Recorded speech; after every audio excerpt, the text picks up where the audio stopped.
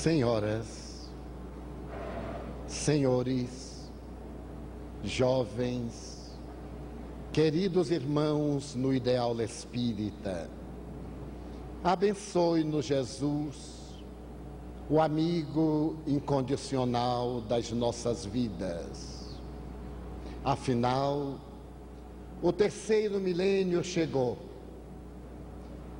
As profecias de tragédia, de destruição do orbe terrestre, obviamente não se consumaram. Adentramo-nos pelo século XXI, carregando o valioso tesouro das conquistas da ciência e da tecnologia, que alargaram os horizontes do cosmo, ensejando-nos uma visão global do universo. Graças ao telescópio Hubble, temos a oportunidade de ver o nascimento de galáxias e o desaparecimento de outras, absorvidas pelos buracos negros. Concomitantemente, a ciência aliada à tecnologia penetrou as micropartículas e demonstrou que a realidade da vida é a energia. As ciências médicas alargaram a longevidade do ser humano na face do planeta. As microcirurgias, a intervenção de natureza cirúrgica através dos computadores e outras admiráveis conquistas da ciência ensejam-nos uma visão otimista do planeta terrestre, rico de comodidade para alguns, desenhando possibilidades de ventura para uma larga fatia da sociedade. A engenharia, a agricultura lograram transformar pântanos em jardins, desertos em pomares. E o homem moderno, deslumbrado com essa contribuição, avança estoicamente na direção do futuro, com a alma irisada de perspectivas felizes e assinalada de grandes dores.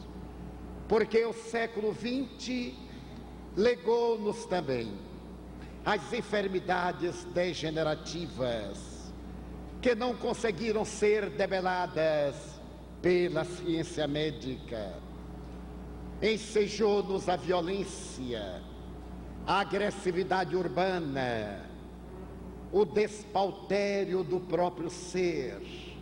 E ao lado de todos esses fatores negativos, o transtorno da afetividade, conhecido como depressão. Estabeleceu-se que o século XX poderia ter sido denominado o século da depressão.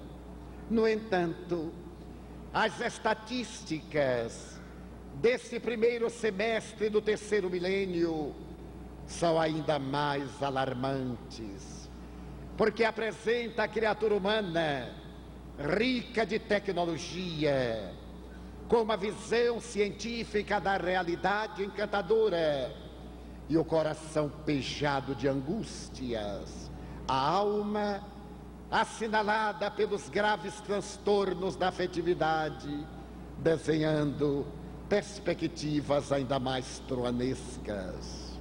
Sociólogos, teólogos, psicólogos, psiquiatras e outros estudiosos do comportamento humano têm procurado entender a razão por que este homem rico de beleza, que pode decodificar os mais intrincados problemas do universo, ainda não é feliz.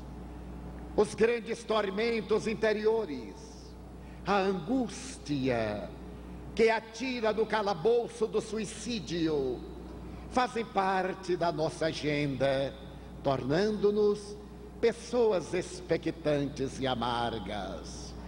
Pretende-se dizer que os fatores psicossociais, socioeconômicos, são os grandes responsáveis pela maior incidência da depressão, quais o estresse e os demais eventos de vida. No entanto, na historiografia da medicina, se fizermos uma análise do transtorno depressivo e remontarmos às civilizações mais recuadas, iremos constatar que até onde possamos procurar o ser humano, ele apresentou a síndrome da melancolia.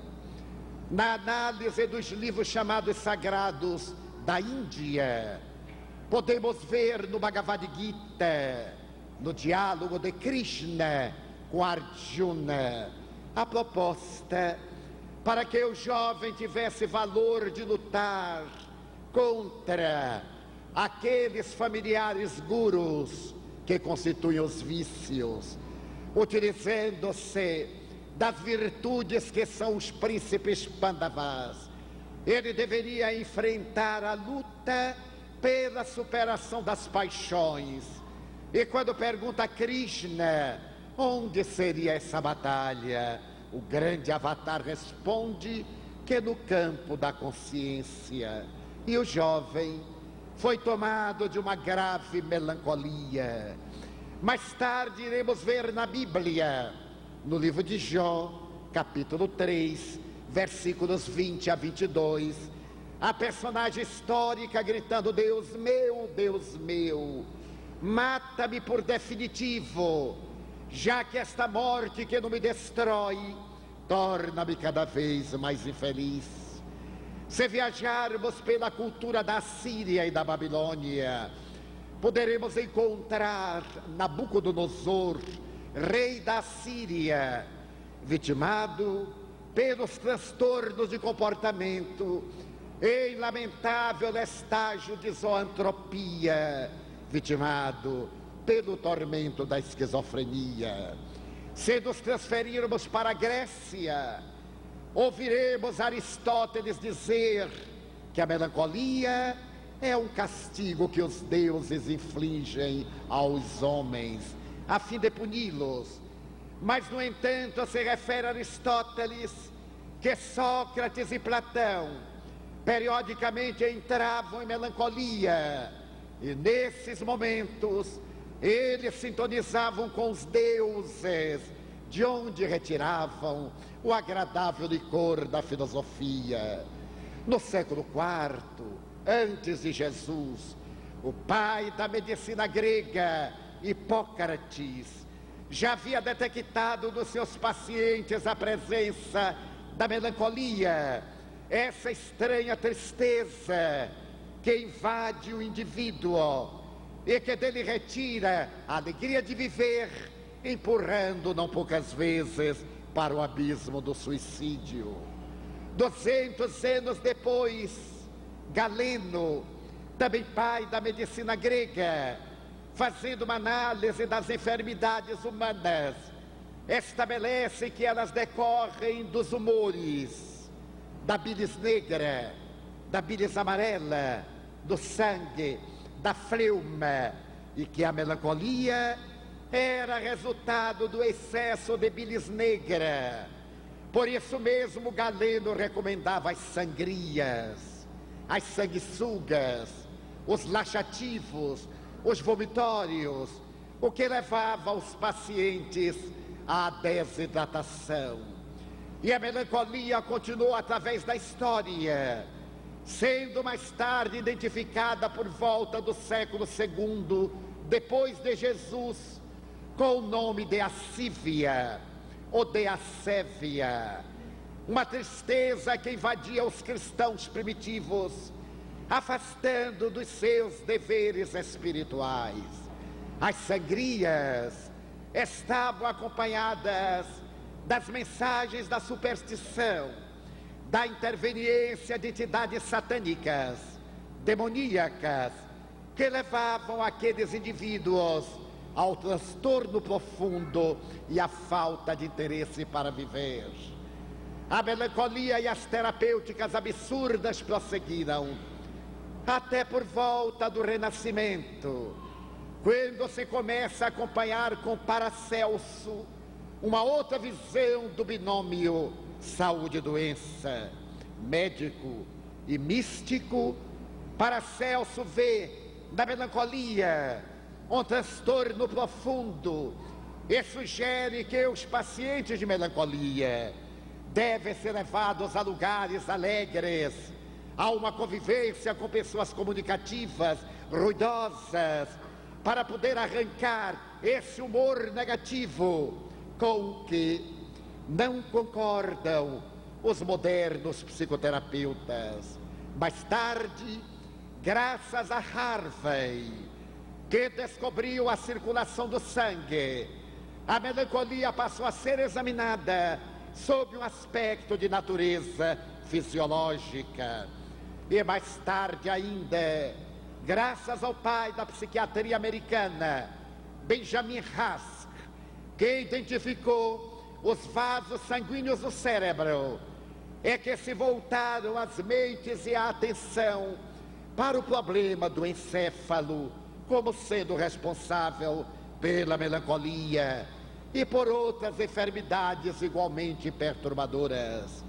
A melancolia desenvolveu a sua tarefa durante mais de 4 milênios, até que por volta do século XVIII, na literatura inglesa, pela primeira vez aparece a palavra depressão para caracterizar esse estado de desinteresse pela vida, esse tormento interior que vergasta a criatura, que a aniquila e muitas vezes sem a possibilidade de retorno.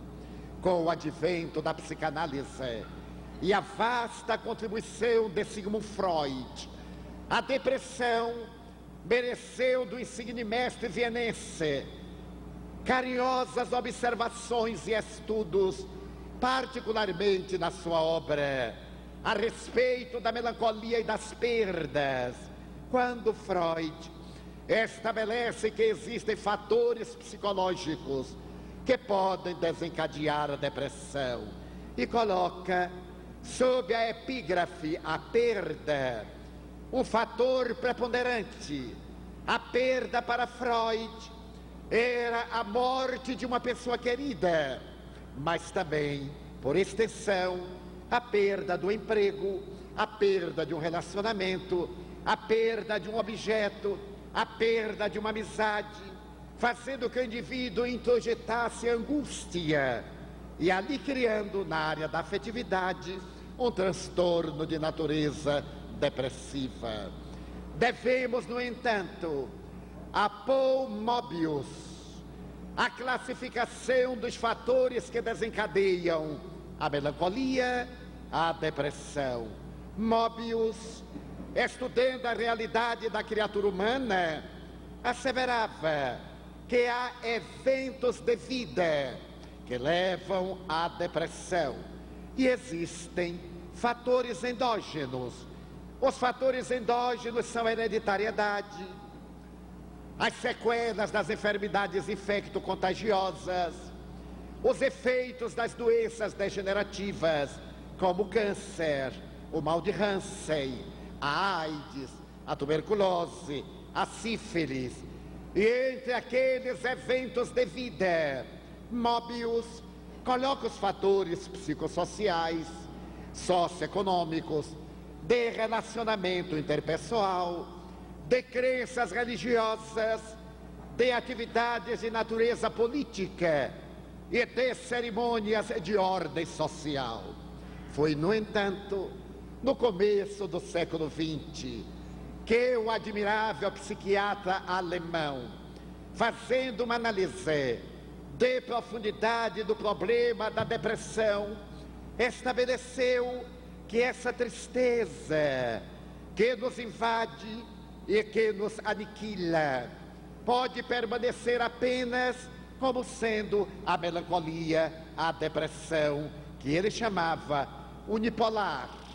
Mas, invariavelmente, depois de determinado período, esse transtorno pode levar o paciente a alucinações visuais, alucinações auditivas, alucinações imaginativas. Ele crê em acontecimentos que não tiveram ocorrência, passa a vivenciá-los, narra-os como se tivesse experimentado, porque ele está sob ação de distúrbios de natureza eletroquímica nas sinapses cerebrais. E apresentada a depressão unipolar, a tristeza, quando o indivíduo tem essas alucinações, ele faz um quadro de depressão bipolar, com uma gravidade extrema, porque tanto pode matar, como invariavelmente suicida-se. A imprensa internacional, há menos de um mês, apresentou uma tragédia no Texas, nos Estados Unidos, quando uma mãe pegou os 4 filhos e pôs-se a matá-los sistematicamente. Desde o maior, de quase 7 anos, que ela afogou na banheira, em estado de aparente tranquilidade, até o mais recém-nascido, já que ela havia feito um quadro de depressão pós-partum, e estando em tratamento terapêutico, não pôde evitar essa alucinação bipolar, matando os filhos sem nenhuma emoção, porque o indivíduo portador da depressão bipolar perde o contato com a realidade, a imaginação destrava-se e ele concebe, naquele estado de transtorno de comportamento, coisas absurdas. Após haver assassinado os filhos, ela própria telefonou à polícia, narrou a tragédia. Logo depois, telefonou ao marido e contou o que havia praticado, sem apresentar na sensibilidade emocional qualquer estado de arrependimento ou de justificação. Emílio Kraepelin, esse notável psiquiatra alemão, estabeleceu que nesse quadro a pessoa começa a ter delírios, acredita-se missionário, envolve-se em conceitos absurdos de profetismo, o portador de uma força física que é capaz de deter um trem. Há menos de um mês, na cidade de Hamburgo, na Alemanha, contactei com um jovem que estava saindo de uma crise de depressão bipolar e que estava tetraplégico, porque da sua alucinação ele sentiu que podia deter uma locomotiva. E quando um trem partiu da estação e foi adquirindo velocidade, ele saltou entre os trilhos para fazer que o trem se detivesse. Foi atirado a uma longa distância e está agora tetraplégico, movendo apenas as pálpebras e com muita dificuldade a boca. Essa terrível depressão é responsável por casos patológicos muito graves. Quantas calúnias o depressivo bipolar coloca como realidade. Quantas vezes ele diz que cometeu um crime, estando na fase da alucinação bipolar. E a depressão continua ceifando vidas.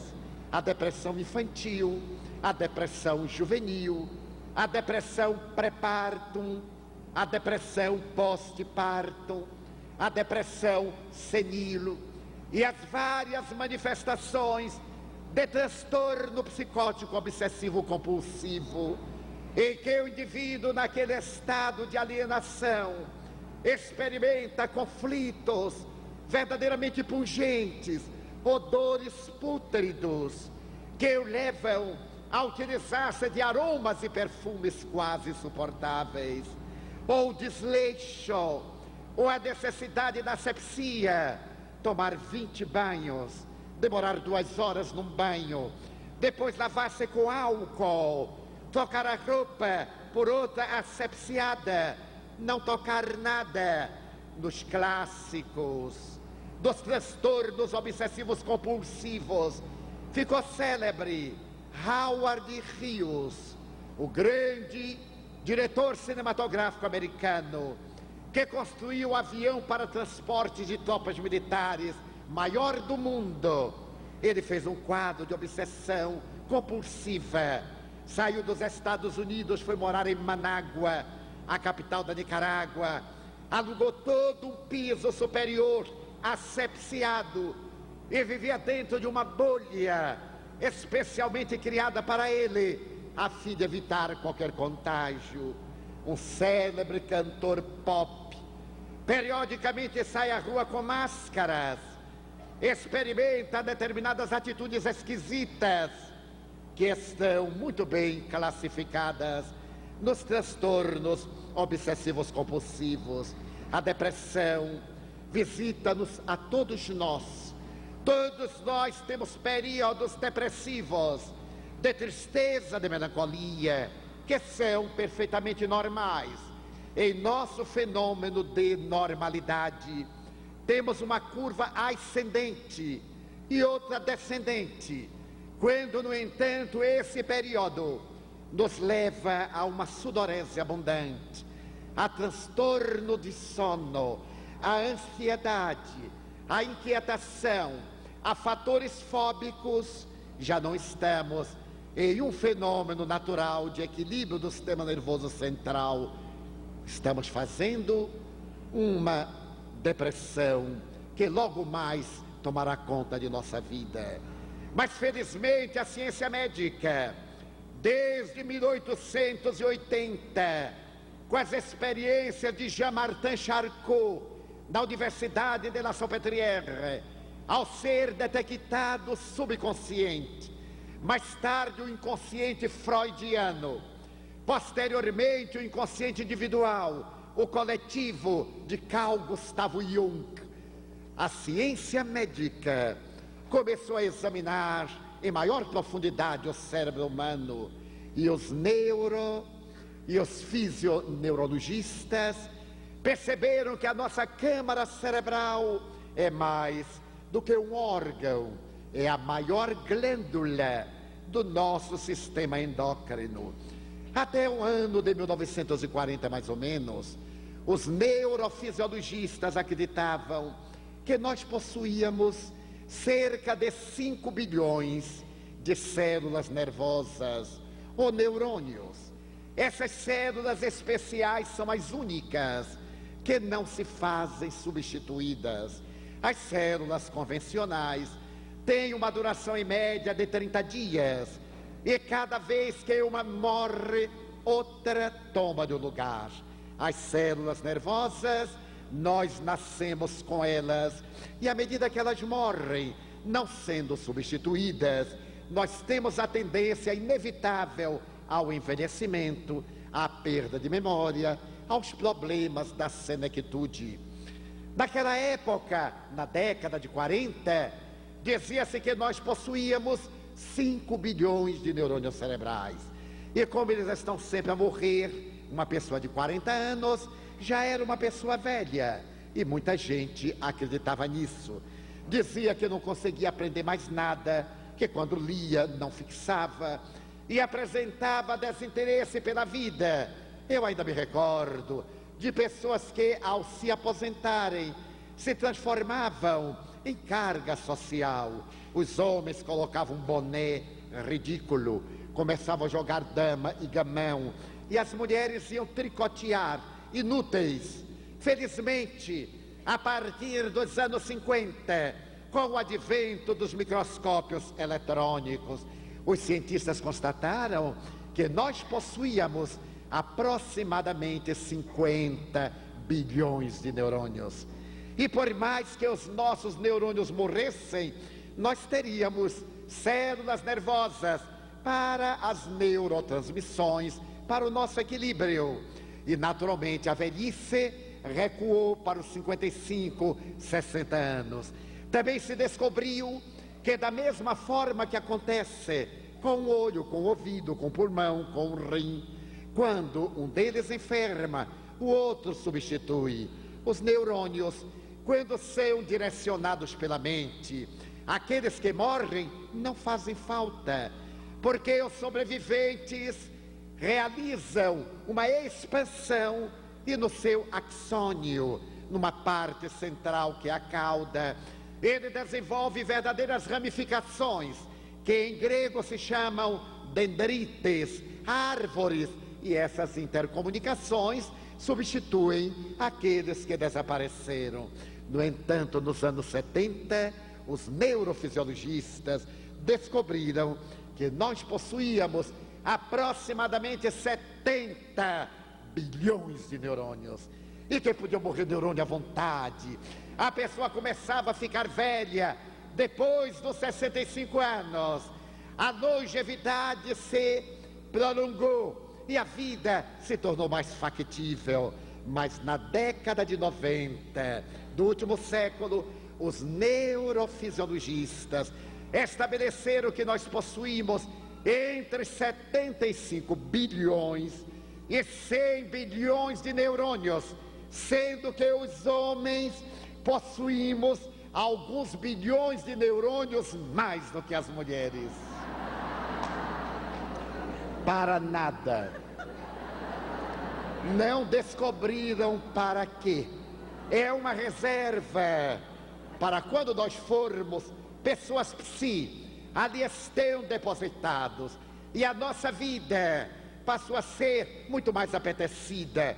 Hoje uma pessoa de 70 anos é imensamente simpática. Eu tenho razões para dizer, quando nós olhamos essas coisinhas de 18 anos, de 40, eu olho uma pessoa de 40 anos e digo, meu Deus, pobrezinho do bebê, tem 40 anos. Pode haver nada mais extraordinário do que uma mulher madura, 60 anos, 65, maravilhosa, no seu esplendor. Que Deus me perdoe. Então, é que nós aprendemos a viver, e se estabeleceu que a velhice não é biológica. Velho é aquele que velho se considera. Quando nós começamos a dizer, eu já não aprendo mais, realmente é uma preguiça mental. A pessoa não quer aprender. Eu tenho hoje memória melhor do que quando contava 40 anos, porque aos 40 anos eu tinha preocupações, tinha ansiedades, estava desenhando o meu futuro. Agora eu estou desenhando a próxima reencarnação. Então a memória está lúcida. E me lembro que no ano de 1990, ao terminar uma conferência na Universidade Lyon 2, em Lyon, na França, sob a presidência do professor François de Laplantine, que escreveu uma obra notável sobre Allan Kardec, a pedido do Banco Lyonnais, eu havia falado sobre reencarnação, demonstrando cientificamente a reencarnação, e quando terminei, acercou-se-me uma senhora, dessas senhoras maravilhosas, octogenárias, de olhar brilhante. Ela se aproximou e me disse, Monsieur Franco, eu quero lhe dizer que a sua tese de reencarnação fascinou-me. Eu mesma estou estudando universidade para a terceira idade e estou fazendo antropologia. São 7 anos, já fiz 3 anos e só me faltam 4. Eu olhei para ela e calculei a idade. Esse mau hábito que a gente tem de entrar na vida alheia. Calculei a idade dela e perguntei, então ainda lhe faltam 4 anos, sim senhor. E quando a senhora terminar, a senhora pretende exercer antropologia? Mas é claro, eu quero ser profissional. Então eu lhe perguntei se por acaso, num acaso absurdo, se de uma forma extemporânea, vamos imaginar uma coisa inesperada, se a senhora morrer. Ela disse, não há problema, porque na outra reencarnação eu já venho antropóloga. Era o exemplo máximo da pessoa que não estava envelhecendo, que se encontrava perfeitamente lúcida. Isto porque a moderna neurofisiologia vem percebendo que não é o cérebro que faz a mente, não são os neurônios cerebrais que produzem a consciência. A mente, a consciência, o self de Jung, o eu profundo, são extracorpóreos, são eles que administram os nossos neurônios cerebrais, e que nós temos a idade que nos apetece. Graças a essa visão, a ciência encontrou nos laboratórios as soluções de natureza química para poder refazer as neurotransmissões, porque o estudo do cérebro proporcionou perceber-se que os nossos neurônios produzem determinados peptídeos, moléculas que respondem por essas intercomunicações. Esses peptídeos são abundantes em nosso aparelho digestivo, mas também no cérebro, onde são chamados neuropeptídeos. Essas moléculas foram classificadas e já existem 64 cerebrinas, interferons, dopamina, serotonina, noradrenalina. Os cientistas perceberam uma causa fisiológica para a depressão e outras doenças. Quando há uma problemática de serotonina, o indivíduo faz o transtorno de Parkinson. Quando há uma problemática de noradrenalina ou de serotonina, a área da afetividade fica lesada e o indivíduo faz um quadro de depressão. Os cientistas perceberam que são substâncias químicas produzidas pelo cérebro e através dos laboratórios conseguiram apresentar substâncias equivalentes que, tomadas, envolvem o neurônio e enganam ao cérebro, permitindo as neurocomunicações. O Prozac, por exemplo, o lítio e toda uma série de substâncias que preenchem a carência produzida pelo nosso cérebro. E graças a isso, a terapêutica psiquiátrica veio oferecendo aos que têm transtorno de afetividade possibilidades dantes, inimagináveis de recuperação.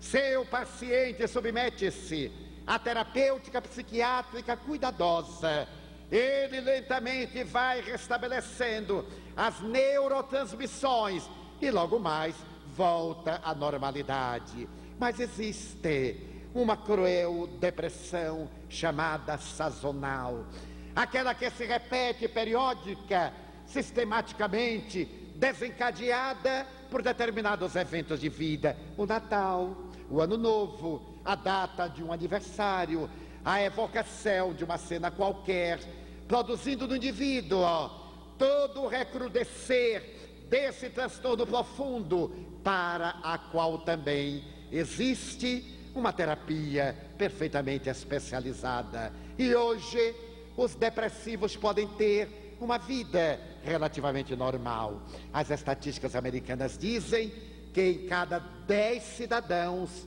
6 são depressivos. E que os outros 4 não deem muitas gargalhadas, não. Eles vão chegar lá. É questão de tempo. Nós viajemos, portanto, sob o estigma de um transtorno de comportamento. Verifiquemos o progresso da ciência. No entanto, há portadores de depressão que não se recuperam. Eles atendem a uma psicanálise cuidadosa, eles recebem a terapêutica química e continuam, muitas vezes, na depressão bipolar e não raro suicidam-se. Por que será? Coube ao Espiritismo, essa valiosa ciência, trazer uma contribuição para a psicogênese dos transtornos de comportamento para os transtornos mentais.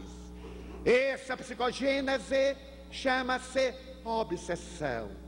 Allan Kardec observou que o Evangelho de Jesus, além de ser um tratado de psicopedagogia, é também um grande tratado de psicoterapia, quando o mestre, dialogando com as entidades perversas e demoníacas, porque ignorantes, libertava os pacientes daquelas injunções dolorosas.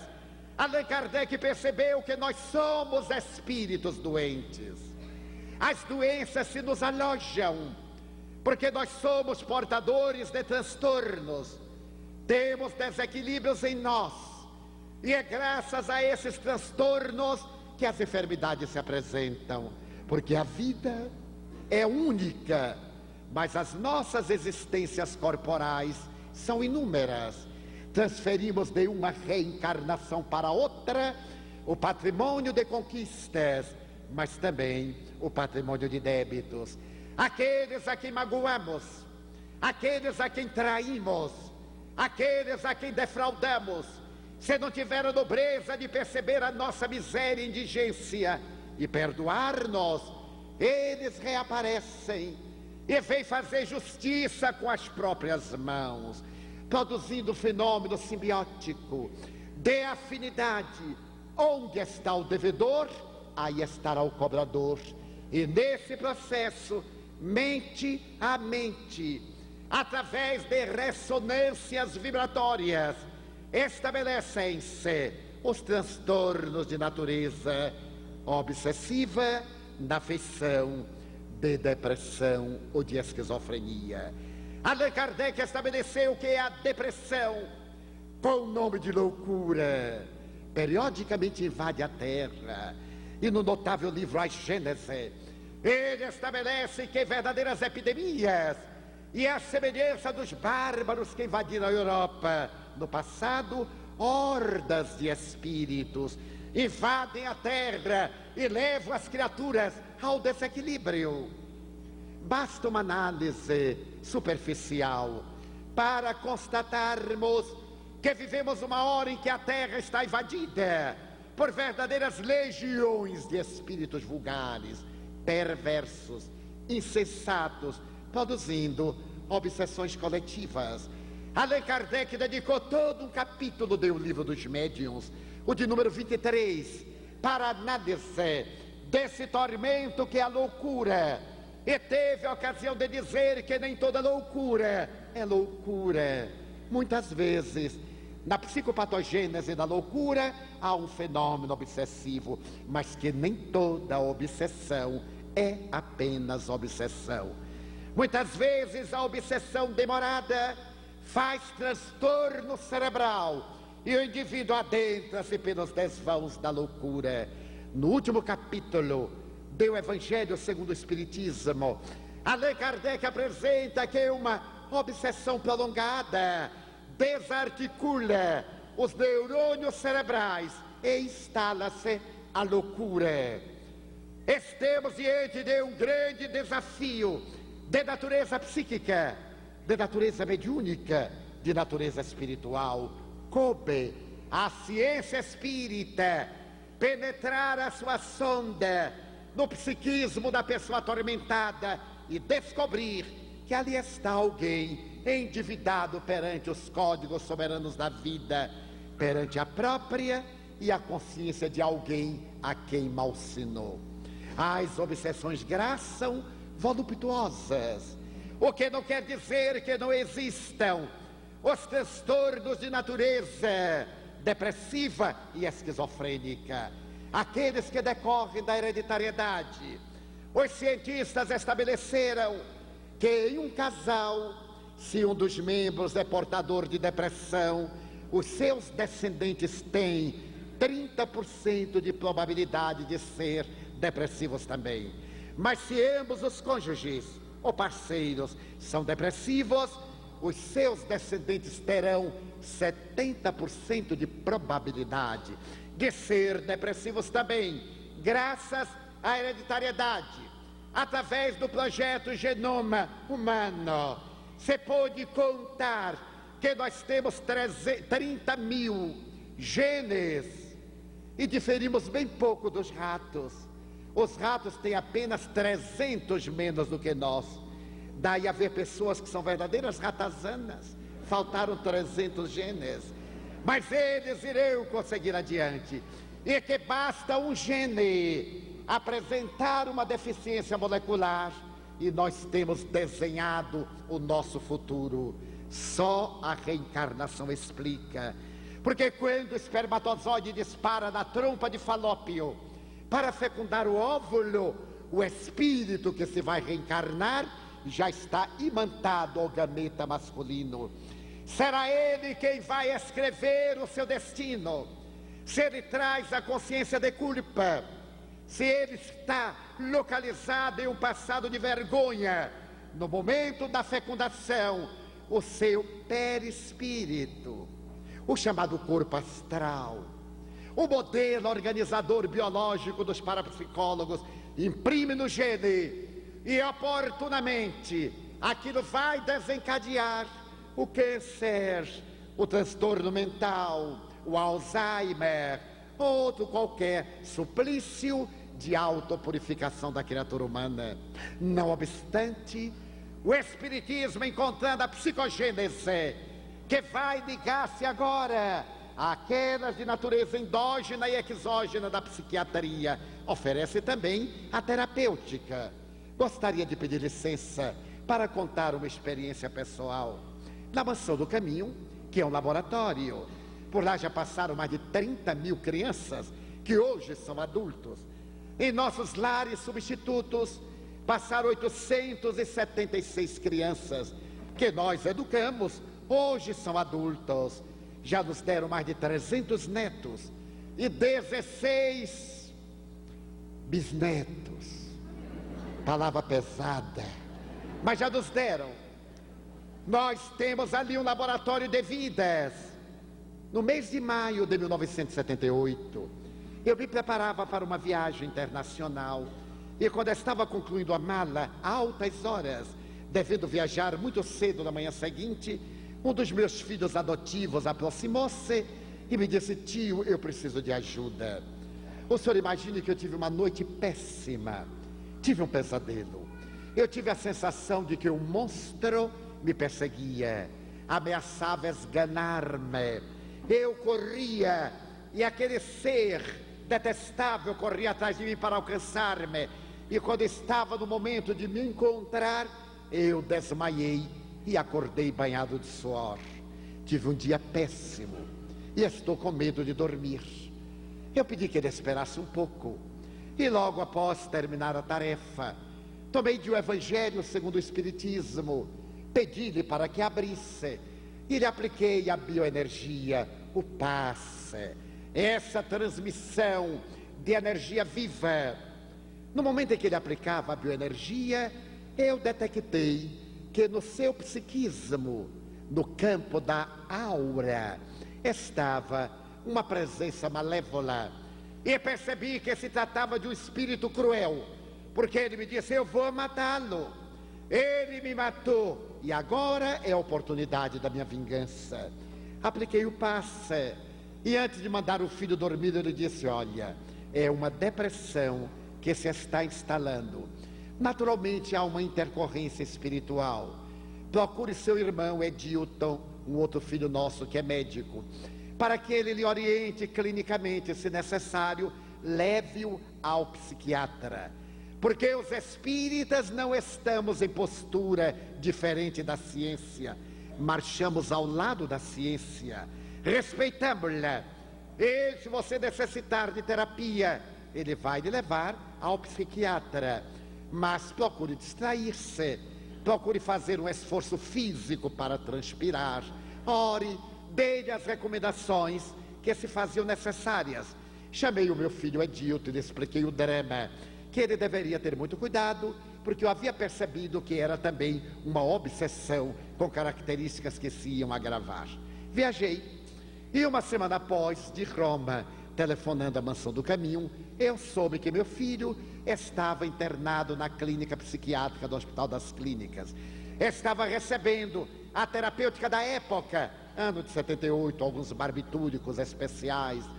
E à medida em que os dias se foram passando, sempre que eu telefonava, eu tinha uma notícia mais afligente. Ele estava pior e por fim, um mês após, ele estava fazendo sonoterapia, porque o seu transtorno viajou para a depressão bipolar. Ele começou a ter impulsos de suicídio e foi necessário ficar amarrado na cama e fazer-se sonoterapia.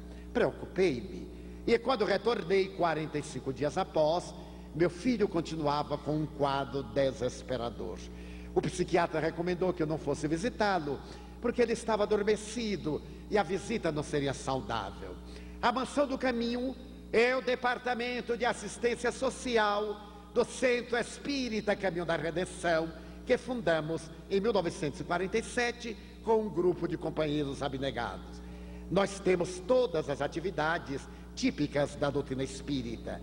Para quem não é espírita, permita-me dizer que essas atividades são doutrinárias: seminários, simpósios, conferências, diálogos, cursos, estudos da evangelização infanto-juvenil, todas as atividades de propaganda, de consolação, atendimento fraterno, aplicação da bioenergia, e temos as sessões práticas, também chamadas mediúnicas. Essas sessões estão divididas em 2 grupos: aquela para atender às pessoas cuja mediunidade aflora e necessitam de orientação. Primeiro, a pessoa deve ser informada de o que é o espiritismo, fazer um curso para depois educar a mediunidade. É um grave risco a pessoa participar de atividades mediúnicas sem saber de que se trata.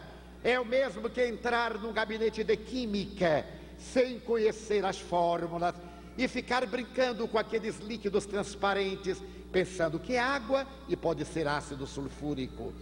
E temos uma outra reunião, que é a chamada de desobsessão. A primeira nós chamamos de desenvolvimento, educação da mediunidade, educação do fluxo nervoso, educação dos hábitos. A outra é terapêutica, para atender a problemas especiais que dizem respeito a envolvimento com os espíritos perversos e com as várias enfermidades físicas, emocionais, psíquicas. Era dia de reunião mediúnica de desobsessão. E como eu faço parte, a nossa reunião é dividida em 2 etapas. Às 19h30 nos encontramos, fazemos leituras, alguns diálogos, e às 20 horas passemos a parte experimental. Diminuímos um pouco as luzes, é feita a oração de abertura. A reunião mediúnica é constituída de um diretor, que nós chamamos psicoterapeuta espiritual ou doutrinador, de médiuns, de pessoas frias mediunicamente, de colaboradores para atividades de passes, constituindo uma equipe harmônica, que deve ser em pequeno número, de pessoas que se conheçam, que se estimem, que se respeitem, para que haja uma perfeita sintonia psíquica. E logo após a oração, eu fui instrumento de uma comunicação. As nossas reuniões são todas gravadas, para depois nós estudarmos, porque nós somos espíritas, mas não somos ingênuos. Nós temos crença na imortalidade da alma, mas não aceitamos quaisquer devaneios nervosos, de natureza supersticiosa, em absoluto. O Espiritismo é a doutrina da razão, da lógica, do bom senso, do fato. Nós gravamos, quando vem alguma informação, esperamos que aconteça, e avaliamos periodicamente, para não sermos vítimas de embuste ou não enganarmos aos demais. Eu entrei em transe e veio uma comunicação que depois eu ouvi na gravação. A comunicação dizia em síntese o seguinte: estamos na noite de 31 de dezembro de 1899. Eu resido no Vale do Paraíba, na cidade X, perto da Serra da Mantiqueira, no estado de São Paulo. Eu sou homem proprietário de uma vasta gleba de terras. Estou cansado, sou casado, tenho um filho. Meu filho está entre 15 e 16 anos. Naquela noite especial, eu estava com uma estafa muito grande e pedi à minha mulher que me desse um chá relaxante para dormir. E a infame colocou um sonífero. Quando eu tomei o chá, eu dormi pesadamente. E depois acordei estertorado, agônico, e ao abrir os olhos, eu vi meu filho sobre mim, com os joelhos prendendo meus braços, um travesseiro de plumas sobre minha boca e nariz, e a minha mulher me segurava as pernas e ambos gritavam: morre, miserável, tu deves morrer, és sovina, nós iremos ver nos livros de ti, não haverá vestígio, não vão ficar marcas, morre. Eu lutei bravamente, mas o meu filho jovem, aquele travesseiro, eu entrei numa agonia, numa dispneia, numa falta de ar, e perdi a consciência. Em determinados momentos eu tinha uma sensação de queda, em uma escuridão como nunca deve ter havido antes. Não sei quanto tempo se passou. A minha agonia, a minha falta de ar, o peito estourando, o meu desespero correndo de um lado para o outro, até que subitamente despertei. Despertei na minha propriedade, mas já não era a minha propriedade. Havia pessoas, eu tentei comunicar-me, ninguém me atendeu. Eu percebi outras sombras como eu, e aqueles seres estranhos disseram: tu és um louco, tu já morreste. Eu não sabia o que era a morte. Para a minha vida era o dinheiro, era a religião que ia me dar o reino dos céus e nada mais. Quando eles disseram que eu estava morto, e quando elucidaram que eu havia sido assassinado pela minha mulher e pelo meu filho, eu lembrei-me da cena e o ódio tomou conta de mim, fazendo espumar de ira. E eles disseram: é tarde demais, já se passou um largo período, e os miseráveis venderam a tua propriedade, espoliaram tudo que tu tinhas, e agora vivem na capital da república, a regalia, vinga-te. Mas como? Eu não entendia nada, eu não sei o que me aconteceu, eu saí desvairado, e o tempo para mim perdeu significado. Mais ou menos nos anos 50, eu me senti atraído por uma jovem de 20 anos, mas atraído pela repulsa. Era uma jovem que eu detestei. Ela era portadora de uma estranha peculiaridade, como se fosse um imã e eu fosse uma limalha de ferro. Aonde ela ia, eu me sentia atraído, como se fossem os cabelos da Medusa. Eu a odiava e sentia por ela náusea, mas não sabia por quê. Fiquei tão imantado que passei a acompanhá-la aos momentos íntimos, ao banheiro, ao repouso. E certo dia, quando ela se deitou e adormeceu e saiu do corpo, eu descobri que era minha mulher. Era minha mulher agora, metamorfoseada. Eu não sabia porque ela estava daquela forma. Eu avancei para estrangulá-la. Ela me reconheceu e voltou correndo ao corpo. Eu percebi que poderia me vingar. E aqueles companheiros disseram: ela está reencarnada. Os miseráveis também voltam. Eles têm que pagar. Mata! Tu deves vingar-te. Eu fiquei à espreita, e a partir dali não a deixei mais dormir. Toda vez que ela ia entorpecendo, eu aparecia na sua memória, e a sua consciência de culpa fazia retroceder ao tempo, ao pavor. Ela foi defiando, entristeceu, eu me fui apossando da sua mente, e ela foi atirada no manicômio judiciário como esquizofrênica. Ali então, depois de vários anos, um outro psicopata violentou-a. Ela concebeu. O miserável do filho foi jogado fora, não sei o que aconteceu. E eu percebi que naquele conúbio entre o esquizofrênico e ela, eu senti estranhas e peculiares sensações, porque estava imantado. Comecei a explorar-lhe a debilidade orgânica, e ela está para morrer, vou matá-la. Foi quando, no mês de maio, eu senti a mesma coisa por esse infame. Eu nunca havia tido ideia desse infeliz. Senti-me atraído. Como eu já conhecia a história, dei-me conta que deveria ser o meu filho. E quando ele adormeceu e saiu do corpo, eu apareci com toda a ira para estrangulá-lo, para vingar-me. O miserável recuou, fugiu, mas eu fiquei à espreita. Agora eu vou atirá-lo no quarto piso da clínica. Vou matá-los. Seria essa a história. Ao doutrinador cabe uma psicoterapia, um diálogo ameno, com muita ternura, porque o espírito é infeliz. E o nosso psicoterapeuta lhe disse: meu irmão, você tem toda a razão. Você é perverso porque foi vítima. Talvez eu fizesse o mesmo. É provável que eu agisse da mesma forma. Mas eu quero lhe dizer que já se passaram 78 anos. Você dá-se conta de quanto você é infeliz? 78 anos de sofrimento. Não acha que você agora merece ser feliz? E ele perguntou: e como eu seria feliz? Perdoando ou nunca? Eu prefiro a desgraça ao perdão.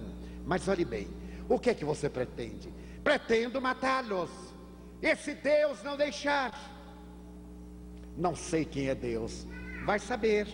Você, por exemplo, está aqui porque a misericórdia divina trouxe-o. Não, eu vim porque quis.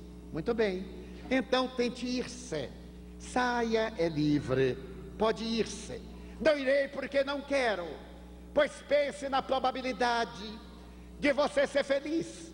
Lembre-se que ninguém fica devendo à consciência cósmica. Eles pagarão. A divindade tem códigos. Não é necessário que você cobre. Vamos dizer que você os mate. E depois, eles continuarão a viver. E você, qual será a sua meta? Totalmente perderá o objetivo da sua vida. Dê-se uma chance. Naturalmente eu desejo que o nosso filho fique bom e que essa estranha se recupere. Mas eu desejo também que você fique bom. Para nós você é um ser, não é uma figura de ficção, é um ser real. Nós queremos ajudá-lo. E falou-lhe com tanta ternura que o espírito começou a pensar diferente. E o doutrinador lhe disse: não lhe peço que resolva agora, não há pressa. Fique aqui durante uma semana em nossa casa, observe-nos. Esse rapaz não é nosso filho carnal. Nós o recebemos e não conhecemos a história. Somente Divaldo é quem sabe. Medite conosco, veja quanto é bom ser bom. Em nossa casa, nós estamos realizando uma experiência muito curiosa. Aqui não se dá negativa. Seja qual for o problema, nós temos meios para ajudar. O espírito chasquinou. Então vocês aqui nunca negam nada? Nunca. E quando vocês não têm? Claro que nós sempre temos. Sempre temos uma boa palavra. Sempre temos uma oração. Sempre temos a solidariedade. É que nós temos o hábito de negar por comodidade ou por egoísmo. Aqui é proibido dar a negativa. Ele disse: muito bem, então eu ficarei. Mas eu continuarei indo ao manicômio e continuarei indo à clínica. Quando eu terminei de ouvir a gravação, fiquei realmente estupidificado. Era aquela entidade com a qual eu tivera um contato no mês de maio, naquele dia 24. Muito bem, na próxima semana ele voltou e disse: vocês me convenceram. Eu me dou conta que tenho o direito de ser feliz. Eu me vou afastar e que a divindade cobre. Espero que Deus me vingue. Quanta gente que diz isso. Deus vingar as nossas paixões. Eu me irei, mas um dia eu volto. Perdoar eu não consigo, um dia eu volto. Foi, e quando nós ouvimos a gravação final, ficamos na expectativa. No dia seguinte, às 7 da manhã, o serviço social da clínica psiquiátrica chamou-nos para ir ao hospital. Meu filho, apesar de sonoterapia, despertara às 5 da manhã e estava agitado. Queria ir embora. Estava lúcido, recuperar a razão. Desejava voltar para casa, chamava-me. Não se lembrava que eu estivera viajando. Mais ou menos às 9 da manhã eu fui ao hospital, visitei-o.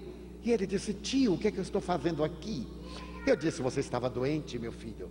Você teve um problema muito grave. Estava internado para terapia.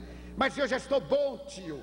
Sim, mas agora para sair é necessário aguardar que o psiquiatra lhe dê a conveniente alta. Ele disse: mas me leve imediatamente. Aqui eu não ficarei. Eu digo: não é assim. Há uma praxis. Vamos aguardar o psiquiatra.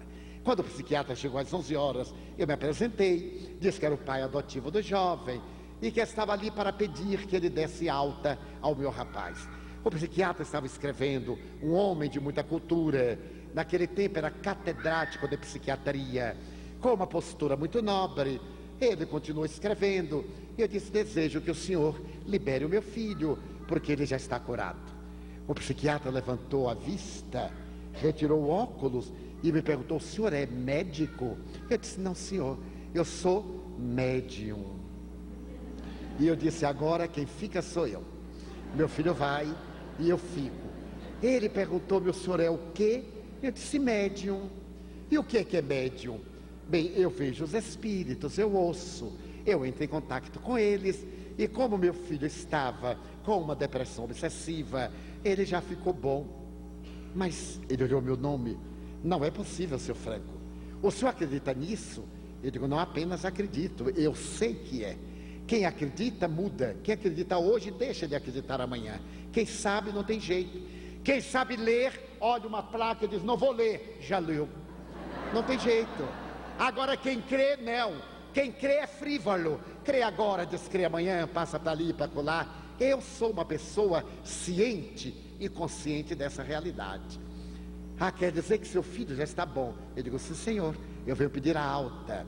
Mas, seu Franco, não existem espíritos. Eu disse: alto lá. Eu respeito o psiquiatra, mas essa opinião para mim não tem o menor valor. Eu sou psiquiatra há 32 anos e eu sou espírita há 34, levo 2 anos na frente do senhor.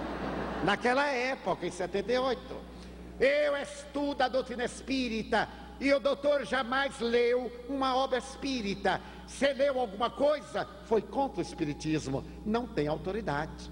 O senhor me pode dizer que não acredita e eu respeito. O senhor já imaginou se eu falasse que não existe esquizofrenia? O senhor diria que eu era um estúpido. Eu não direi isso. Mas também eu leio algo de psiquiatria, todo mundo lê. Agora, sobre o espiritismo, o senhor me desculpe, eu conheço. Psiquiatria, o senhor conhece. Meu filho estava com um diagnóstico dado pelo senhor que eu respeito, mas eu tenho outro diagnóstico. Ele disse: está bom, então eu quero que o senhor dê a alta. Eu não darei. Eu digo: então o senhor me constrange a impetrar o mandato de segurança, porque ele é de menor, está sob a minha guarda e proteção. Eu trarei aqui psiquiatras para analisarem que ele está curado. Mas seu Franco, ele tem uma depressão bipolar, ele vai suicidar-se. Não vai, doutor. Dentro de 10 dias, se ele sair daqui, ele já se terá suicidado. Eu digo: pois eu virei com ele trazer ao doutor, oportunamente, o seu convite de formatura, quando ele terminar a universidade. Pois se ele não se suicidar dentro de 10 dias, eu rasgo o meu diploma, coloco no prato e como. E depois: o senhor pode botar um pouquinho de alfafa para mudar o paladar, porque ele não vai suicidar-se. Ele então rabiscou e disse: o senhor é responsável. Eu disse: sim, senhor, responderei perante a justiça. Se ele suicidar-se, eu sou coautor, corresponsável. Levei o meu filho, entreguei ao médico clínico outro filho, convidei um psiquiatra para o acompanhar, e ele não voltou a ter qualquer episódio. Foi se refazendo, depois de mais de 40 dias internado, foi se refazendo, e um mês, um pouco mais, um pouco menos, o porteiro me chama e me diz pelo interfone: tio Divaldo, aqui tem uma mulher que quer falar com o senhor. Eu sei que não é a hora de atendimento, mas o caso dela me confrange. Ela está tão debilitada, está meio desvairando. Será que o senhor poderia recebê-la? Eu a mandei entrar, e quando a senhora chegou aqui, eu olhei, era o rosto do meu filho. Eu logo identifiquei, apesar de estar muito vergastada. Eu lhe perguntei o que desejava, ela me disse: ah, seu Divaldo, eu era maluca. Eu fiquei no hospital 26 anos, doida, varrida. E aí eu fiquei boa. Um dia eu acordei boa e fiquei lá no pátio, até que alguém notou que eu estava boa. Aí a enfermeira disse: você está parecendo que está boa. Eu disse: estou boa. Então falar com o médico. O médico disse: olha, você está boa. Estou boa, então vai embora. Aí eu fui embora. Quando eu estava para sair, uma enfermeira disse: procure seu filho. Você teve um filho aqui há 15, 16, 17 anos e foi internado num lar de crianças da cidade. Era um rapaz, procure-o, ele tem a obrigação de tomar conta de você. Quer dizer, obrigação relativa. Então, seu Divaldo, eu já procurei na casa do tio Juca, não tem, e a outra casa é aqui. Eu queria saber se meu filho está aqui.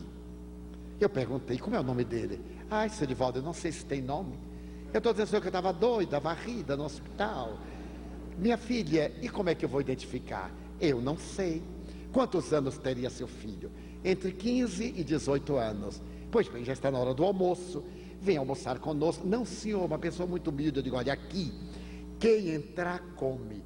porque no Nordeste a gente já tem fome demais. Entrou aqui, tem que comer pelo menos, sai aliviado. Você vai almoçar conosco, depois você descansa, só às 17 horas. Naquele tempo nós não tínhamos o primeiro grau completo, só tínhamos até a 5ª série, o ginásio eles faziam fora, agora fazem lá mesmo. Eles estão estudando, quando eles voltarem eu vou reunir e você me diz quem é seu filho. Será que eu acerto? Eu digo, acerta, porque mãe é uma coisa à parte. Não foi Deus quem fez as mães, foram as mães que impuseram a Deus os seus direitos, e então as mães são diferentes. Ela riu, almoçou conosco, colocamos em nosso centro médico para descansar, e às 17 horas eu chamei todos os nossos filhos entre 15 e 19 anos, eram 19. Eu fiz um semicírculo, trouxe-a e disse, aqui estão os meus rapazes, agora me diga qual é o seu filho. Ela olhou para o da ponta, mas Edivaldo, como é que eu vou saber? Eu digo, vai saber. E meu filho, o que estivera doente, cravou os olhos nela o tempo todo. Ela foi olhando o primeiro, o outro, bem lentamente. Seu Edivaldo, eu digo, vá adiante, vamos lá. Até que ela parou no meu filho, que era o último, o ex-paciente. Os dois ficaram hipnotizados. Meu filho então veio, pálido, trêmulo, e chegou do meu lado direito, ela estava à esquerda, e ele disse, tio, quem é esta mulher? Não sei, meu filho. Tio, eu conheço esta mulher. Ela estava nos meus pesadelos. Ela dizia, mata o miserável, mata. Quem é ela? Eu digo, não sei, meu filho. Ela está aqui procurando o filho. Ele deu a volta, chegou defronte dela e pronunciou quase pateticamente uma palavra que nunca havia dito. Mamãe. Abraçou-a. Os dois caíram em pranto, e eu também, que não deixo ninguém chorar a sós, eu sou um excelente companheiro. Ficamos chorando. Eu disse, agora fiquem a sós, porque vocês têm 16 anos para botar em dia. Quando eu ia sair, ela disse, não me deixe a sós com ele, que eu tenho medo. Eu fiquei, conversamos, eu procurei saber onde ela estava na rua. A família abandonou-a por esquizofrênica irrecuperável. Então eu lhe propus alugar um casebre lá no bairro da Mansão do Caminho. Ela viria ao centro médico fazer o tratamento. Nos fins de semana, o seu e meu filho iriam ficar com ela. E assim fizemos. Ela se instalou numa casinha que nós arranjamos, continuou o tratamento. Quando meu filho completou 18 anos, ele me disse, tio, eu quero morar com minha mãe. Eu disse, ainda é cedo. Você não tem trabalho, não terminou a universidade, só depois, só o libero depois, não há pressa. Mas tio, eu tenho uma dívida para com ela. Eu digo, dívida, meu filho, até o Brasil tem, e não vai pagar nunca. Então você aguente um pouquinho, essa dívida nós pagaremos depois. Quando ele completou 22 anos, terminou a universidade, eu fui com ele ao psiquiatra, levar o convite. Quando o psiquiatra me viu, disse, mas seu Divaldo, eu agora já o conheço. Eu quero lhe dizer uma coisa, eu não comi meu diploma. Eu digo, graças a Deus, porque ia ser uma indigestão, rimos. Ele é um homem extraordinário.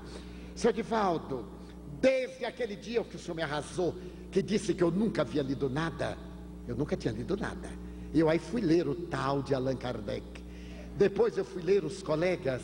E eu vou lhe contar uma coisa, eu estou mais ou menos metido nessas coisas, porque o povo tem um medo da palavra que é horrível, nessas coisas, nesses negócios, para não dizer a palavra espiritismo. Digo, doutor, vai ser uma maravilha para o senhor. Aqui está o convite do meu filho, note que bonito, saiu ao pai, é claro, o senhor fez.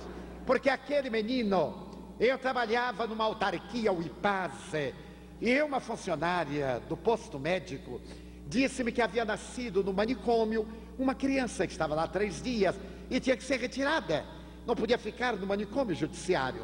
Ela me perguntou se eu aceitava, eu aceitei-o, levei-o para a Mansão do Caminho, criei uma história.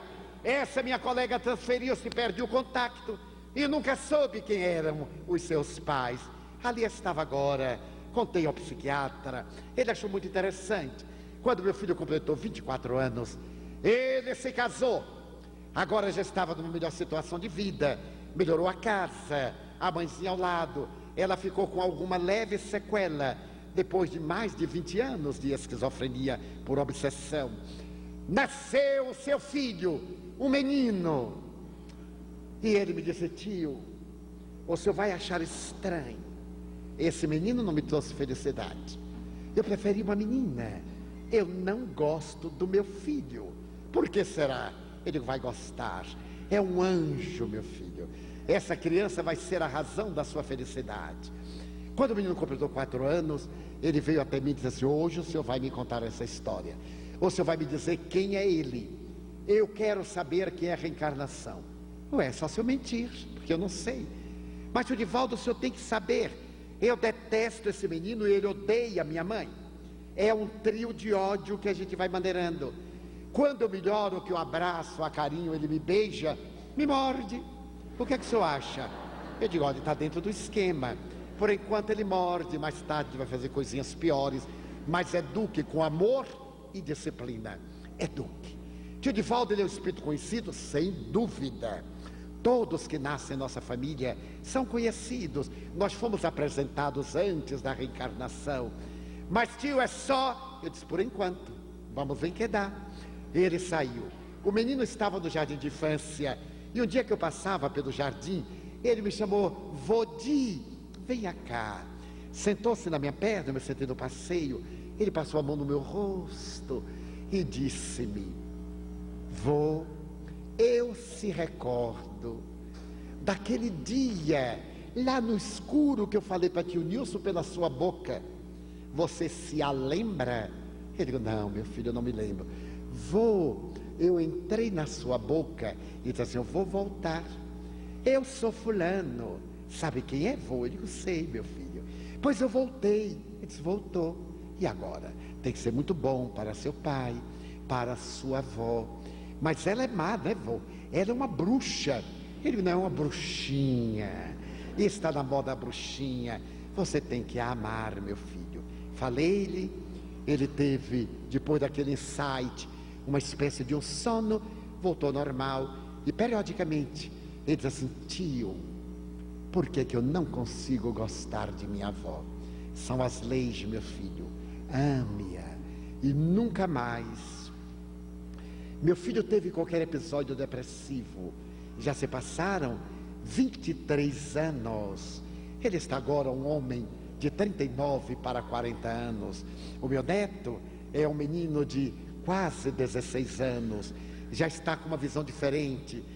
Doutrinamo-lo através da evangelização infanto-juvenil.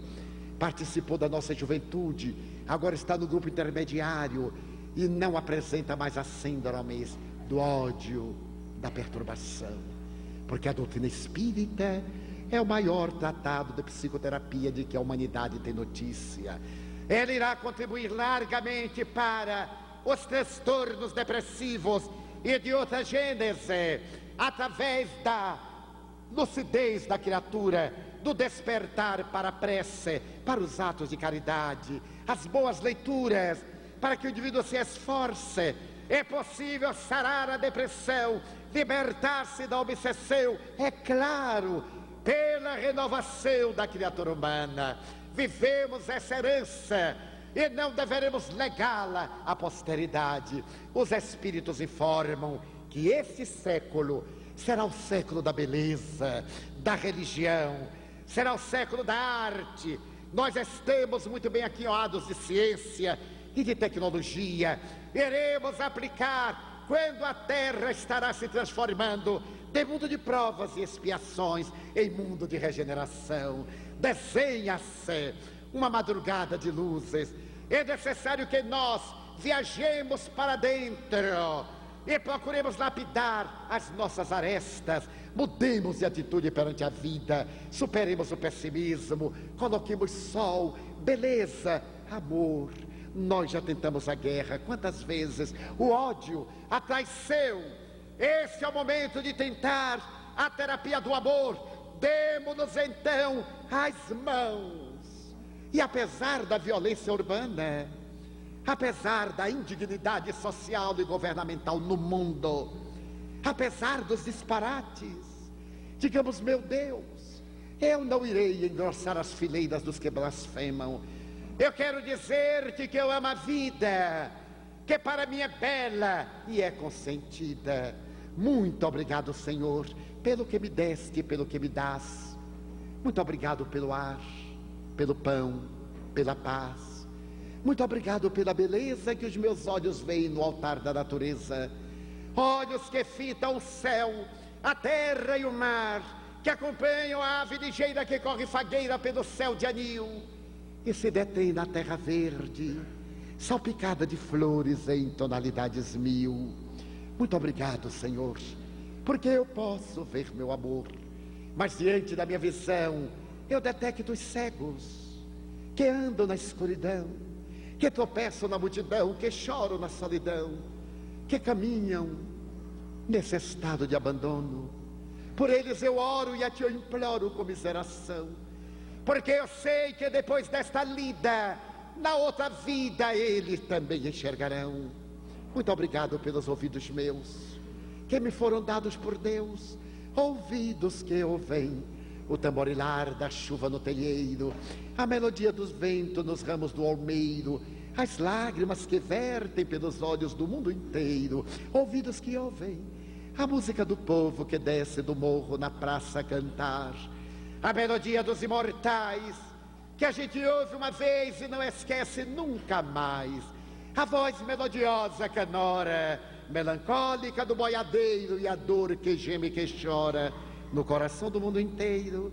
Pela minha faculdade de ouvir, pelos surdos eu te quero pedir, porque eu sei que depois desta prova, na vida nova, eles voltarão a ouvir. Obrigado pela minha voz, mas também pela sua voz, pela voz que canta, que alfabetiza, que ilumina, que trauteia uma canção, pela voz que o teu nome profere com sentida emoção. Diante da minha melodia, eu quero rogar pelos que sofrem de afasia, os que não cantam de noite, os que não falam de dia. Oro por eles, porque eu sei que depois desta dor, no teu reino de amor, eles cantarão. Obrigado pelas minhas mãos, mas também pelas mãos que aram, que semeiam, que agasalham, mãos dos adeuses, mãos de ternura que libertam da amargura, mãos de caridade, de solidariedade, mãos que apertam mãos, mãos de poesias, de sinfonias, de cirurgias, de psicografias, pelas mãos que atendem a velhice, a dor, o desamor, pelas mãos que no seio embalam o corpo de um filho alheio, sem receio, e pelos pés que me levam a andar sem reclamar. Muito obrigado, Senhor, porque eu posso bailar diante do meu corpo perfeito. Eu te quero louvar, porque eu vejo na terra aleijados, infelizes, marcados, amputados, deformados, desesperados, que não podem caminhar. Eu oro por eles. Eu sei que depois desta expiação, na outra reencarnação, eles também caminharão. Obrigado por fim pelo meu lar. É tão maravilhoso ter um lar. Não é importante se este lar é uma mansão, se é uma favela, se é um ninho, um grabato de dor, um bangalô, uma casa no caminho, seja lá o que for, mas que dentro dele exista a figura do amor de mãe, ou de pai, de mulher, ou de marido, de filho, ou de irmão, a presença de um amigo, alguém que nos dê a mão, porque é muito doloroso viver na solidão. Mas se eu a ninguém tiver para me amar, nem um teto para me agasalhar, ou uma cama para me deitar, nem aí reclamarei. Pelo contrário, eu te direi: obrigado, Senhor, porque eu nasci. Muito obrigado, porque creio em ti, pelo teu amor. Obrigado, Senhor, pela sua atenção. Muito obrigado, senhores.